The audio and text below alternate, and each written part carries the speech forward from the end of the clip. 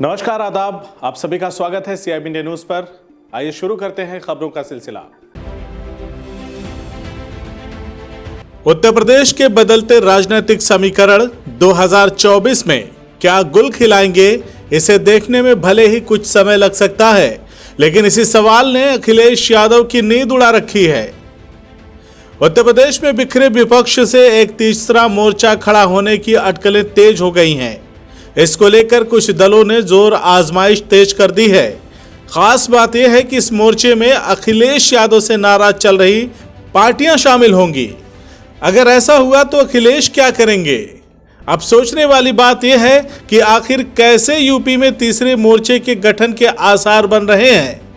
कौन कौन सी पार्टियां इस मोर्चे में शामिल हो सकती हैं?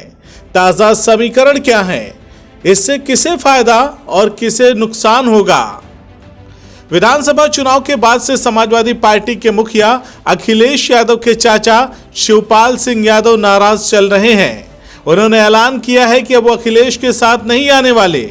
शिवपाल नए समीकरण बनाने में जुटे हैं। अपनी पार्टी को मजबूत करने के साथ साथ वह दूसरे छोटे दलों को भी साथ लाने की जुगत में है। 2022 के विधानसभा चुनाव में सपा गठबंधन का हिस्सा रहे ओम प्रकाश राजभर गठबंधन टूटने के बाद अखिलेश से नाराज हैं। उनकी पार्टी सुहेलदेव भारतीय समाज पार्टी में भगदड़ मची हुई है। बड़ बोले ओम प्रकाश राजभर की पार्टी से एक के बाद एक करीब 300 से ज्यादा राष्ट्रीय, प्रदेशीय और क्षेत्रीय नेता उनकी पार्टी को छोड़ चुके हैं। राजभर इस भगदड़ की वजह अखिलेश को बता रहे हैं। राजभर ने तो यहां तक कह दिया है कि जल्द ही वो अखिलेश यादव को सबक भी सिखाएंगे। कहा जा रहा है कि भीम आर्मी के मुखिया चंद्रशेखर आजाद भी तीसरे मोर्चे में शामिल हो सकते हैं। चंद्रशेखर यूपी विधानसभा चुनाव के दौरान अखिलेश यादव पर धोखा देने का आरोप भी लगा चुके हैं। चंद्रशेखर ने कहा था अखिलेश दलितों के खिलाफ हैं। चंद्रशेखर और ओम प्रकाश राजभर के बीच अच्छे संबंध बताए जाते हैं।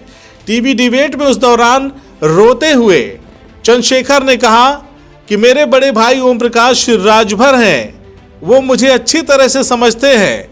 उसे बात से जाहिर होता है कि ओम प्रकाश राजभर से चंद्रशेखर रावण के अच्छे संबंध हैं।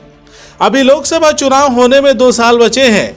चुनाव के नजदीक आने पर गठबंधन और मोर्चे की बात ज्यादा साफ होगी। हालांकि अभी भी जो हालात बने हुए हैं उसे देखकर यही लगता है कि शिवपाल सिंह यादव, ओम प्रकाश राजभर, चंद्रशेखर रावण एक साथ चुनाव मिलकर लड़ सकते हैं। अगर AIMIM का भी साथ मिला तो ये चारों पार्टियां मिलकर यूपी में कुछ कमाल ला सकते हैं, जिससे भला सिर्फ और सिर्फ भाजपा का ही होगा। वैसे तो अखिलेश यादव और भाजपा के खिलाफ एकजुट हो रहे इन दलों का बड़ा जनाधार नहीं है, लेकिन जाति और धार्मिक समीकरण इनके मजबूत होते हैं। चंद्रशेखर रावण के पास दलित वोटर्स हैं। चंद्रशेखर दलित युवाओं में ज्यादा लोकप्रिय हैं। इसी तरह ओम प्रकाश राजभर के पास राजभर, मौर्य व कुछ अन्य पिछड़ी जातियों का वोट बैंक है। शिवपाल सिंह यादव की मदद से कुछ हद तक यादव वोटर्स तीसरे मोर्चे के साथ आ सकते हैं। वहीं अगर AIMIM का साथ भी मिल जाए तो बड़े पैमाने पर मुस्लिम इस मोर्चे के साथ जुड़ सकते हैं। अगर AIMIM, Prasapa, Bhim army, Suheldev Bharatiya Samaj party एक साथ मिलकर चुनाव लड़ती है तो इससे सबसे ज्यादा नुकसान अखिलेश यादव को उठाना पड़ेगा। अखिलेश यादव के कोर यादव और मुस्लिम वोटर्स में बिखराव होगा। इसके अलावा अन्य पिछड़ी जातियां भी बिखर जाएंगी। इससे समाजवादी पार्टी को बड़ा झटका लग सकता है। बहुजन समाज पार्टी को भी तीसरे मोर्चे के चलते नुकसान उठाना पड़ सकता है। वहीं तीसरे मोर्चे से भाजपा को फायदा होने की जबरदस्त संभावना है।